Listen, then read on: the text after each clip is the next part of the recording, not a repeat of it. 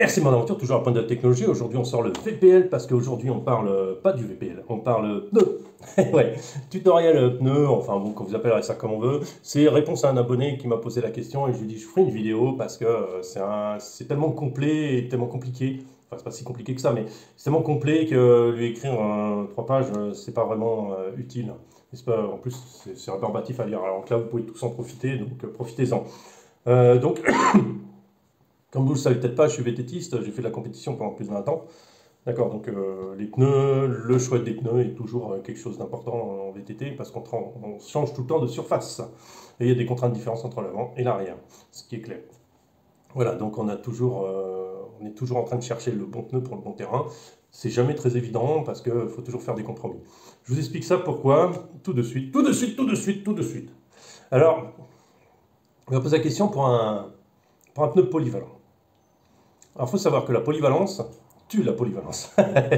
C'est-à-dire, c'est-à-dire, c'est comme une voiture de course. Une voiture, pour la piste, bah, elle a des caractéristiques propres. C'est-à-dire, centre de gravité très bas, suspension à des battements courts, très légère. Voilà. Par exemple, on va résumer à ça.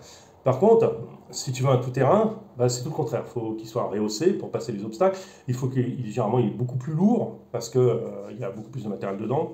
Il y a beaucoup plus de choses qui rentrent en jeu dessus. Et puis, il demande plus de résistance quelque part, quoi. Donc, parce que les impacts sont plus violents. Donc ça, vous voyez, ça ne peut pas être comparé. Jamais un 4x4 ne sera une voiture de piste, jamais une piste ne sera un 4x4. C'est le compromis actuel, le faux compromis actuel qu'on a trouvé, c'est le SUV qui est un mauvais 4x4 et une mauvaise voiture de route. Il n'y a pas pire. Il n'y a pas pire comme combinaison. Donc la polyvalence n'existe pas dans aucun domaine. Soit on est à tendance comme ça, soit on est à tendance là, soit on est à tendance terrain sec, soit on est à tendance bout, voilà, bout, terrain fuyant et tout ça. Donc c'est deux choses qui vont nous demander des choses différentes à des pneus. Il y a des pneus qui arrivent à se débrouiller dans cette largeur, voilà, et qui n'arrivent pas dans les extrêmes, ni dans les extrêmes de bout, bon, qui arrivent à plus ou moins s'en sortir vraiment, mais pas de façon idéale. Et vous aurez aussi, il ne sera pas mauvais sur les rochers par exemple, mais il ne sera pas bon non plus. Voilà. C'est exactement le Duratrax, ce qu'on a parlé, le Snowdown, voilà, pour vous donner un exemple. Donc, la structure, voilà, le dessin du pneu est important. Donc on va dire, je vais vous donner des grandes lignes droites parce que je n'ai pas la réponse géniale à votre question, je n'ai pas la bonne réponse. En plus, dans le scale, il y a une notion qui est importante, c'est le réalisme du véhicule. Voilà, donc on aime bien aussi avoir des pneus réalistes sur notre belle carrosserie, quoi. Voilà, donc ce qui est aussi un critère qui compte et qui va à l'encontre des performances un peu, mais bon, voilà, ça dépend ce qu'on fait. Généralement, quand on a une belle carreau, on n'a pas envie de faire trop non plus dès que le but sur des rochers, quoi. Voilà, donc on n'a pas besoin d'un pneu qui va dans les extrêmes. Voilà, donc en fait, pour être plus simple, si tu vas dans la boue, on va commencer par la boue. Si tu vas dans la boue, tu as besoin de crampons profonds. Donc ils doivent être profonds. Ils doivent être écartés les uns des autres parce que tu dois couper la boue et rentrer dedans. Tu dois frayer ton chemin dans la boue, écarter la boue et rentrer tes crampons dedans. C'est pour ça que c'est comme ça. Et ces espaces entre les crampons permettent d'évacuer la boue sur le côté. Voilà, tout simplement. Donc ça va complètement à l'encontre de ce qu'il faut sur un terrain, on va dire des rochers secs. Bah, les rochers secs, il ne faut pas ça. Les rochers secs, il faut de la surface de contact, beaucoup de surface de contact, et ça dépend de la nature du rocher. Il va falloir aussi des petits picots qui s'adaptent très souples, qui vont s'adapter dans les petites porosités pour trouver l'accroche. Voilà, donc l'idéal d'un côté et de l'autre. Le problème, c'est que tu ne peux pas combiner les deux.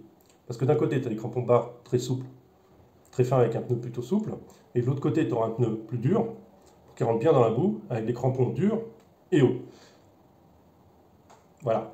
Et sur le rocher, tu as besoin de surface de contact, il te faut des crampons assez larges. Voilà. C'est pour ça que le scaler, le scale de chez Proline, je ne sais plus comment il s'appelle, est très très bon sur les rochers parce qu'il a justement ces picots bien installés qui vont bien accrocher au rocher. Alors tu ne peux pas faire un compromis entre les deux vraiment.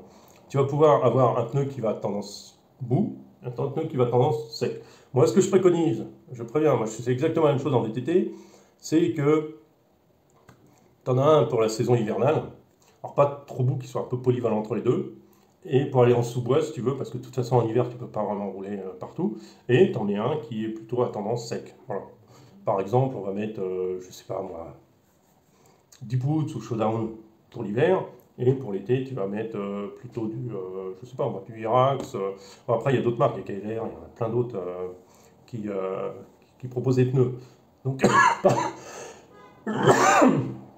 excusez-moi. Donc voilà, tu vois, il faut une tendance sec et une tendance bout. Alors sec préconise souple et de surface de contact. L'hiver préconise l'espacement entre les crampons. Voilà, c'est tout. Je préconise les deux. De toute façon, les pneus s'utilisent vraiment beaucoup. Si tu roules bien, de toute façon, ils font 6 mois maximum, quoi. Donc à la limite, de toute façon, au bout de 6 mois, ils sont morts. Donc de toute façon, à la fin de la saison de sèche, tu vas devoir changer tes pneus. Donc tu rachètes des hivers. Et puis voilà, quoi. Au moins que tu gardes tes hivers. Tu peux garder tes hivers usés pour continuer l'hiver. Parce que de toute façon, l'hiver, les performances sont pas du tout les mêmes, quoi. Après, qu'est-ce qu'on peut dire? Il y a aussi une chose qui compte, c'est ce qui est étonnant, c'est qu'en VTT, il y a longtemps, on a fait des sculptures spécifiques pour l'avant. Parce qu'à l'avant, il y a beaucoup plus de contraintes. Il y a des contraintes différentes. Et ça nécessite un pneu plus accrocheur sur l'avant que sur l'arrière. Et à l'arrière, on a fait des pneus plus roulants, puisque c'est toi le moteur. Donc généralement, ils sont plus fins à l'arrière et plus larges à l'avant. Bah, c'est logique parce que c'est toi qui pousse, donc tu veux plus de rendement à l'arrière. Et à l'avant, bah, tu enlèves ton rendement un peu, mais tu as besoin d'accroche parce que c'est important d'avoir de l'accroche sur l'avant. Et en crawler, je vois que ça n'existe pas. Je trouve que c'est un peu. Ça pourrait exister. Ça pourrait exister parce que c'est vraiment un plus, un énorme plus. Parce que quand vous tournez, vous n'avez pas du tout, vous ne rendez pas la même chose aux pneus que quand les pneus arrière qui ne tournent pas. Donc il pourrait y avoir des petites adaptations aux pneus. Faire gaffe aux pneus à bande de roulement, c'est-à-dire quand vous avez une bande de roulement tout le long. Je ne sais plus comment il s'appelle, il y en a un aussi Proline qui est comme ça. Ça, je ne conseille pas trop parce que c'est des pneus qui finalement travaillent assez mal. Voilà, parce que du coup, ils n'arrivent pas à trouver leur accroche correctement. C'est c'est pas si simple, hein, et puis ça dépend aussi du pilotage, hein. Chacun a un peu sa dose, ça dépend de son véhicule, comment il est préparé, comment il fait ce qu'on veut aussi, quoi, hein. Donc voilà, j'espère avoir répondu à ta question. Malheureusement, je peux pas te dire tel pneu ou tel pneu. Ce que je te conseille, le polyvalent qui marche partout chez nous, c'est le Duratrax Snowdown en C3. Voilà, ça marche bien.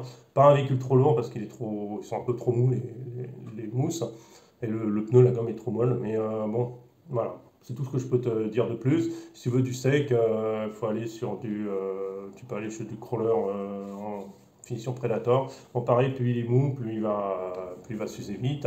Et voilà, tu pars sur deux paires, mais tu n'arriveras jamais à combiner les deux. Ça n'existe absolument pas parce que les contraintes sont complètement différentes, quoi. C'est comme ceux qui essayent de s'entraîner en VTT en étant des pneus slick sur un VTT, c'est la non-solution, quoi. Non seulement économiquement, ça tient pas la route, et en plus, ça apporte rien parce que le VTT n'est pas fait pour rouler sur la route, quoi. C'est pas un vélo de route, quoi, hein. Un VTT, ça plafonne à 25 km/h, hein. 25, après 25 jusqu'à 30, on consomme beaucoup d'énergie parce que on a une aérodynamique qui ne va pas et qui n'est pas adaptée à ça. Et voilà, donc si tu prends un vélo de route, tu es tout de suite à 30, hein, en faisant le même effort, hein. C'est juste la position est différente et la structure du vélo n'est pas la même. Voilà. Donc voilà, j'espère t'avoir répondu. À très bientôt. N'oubliez pas les commentaires.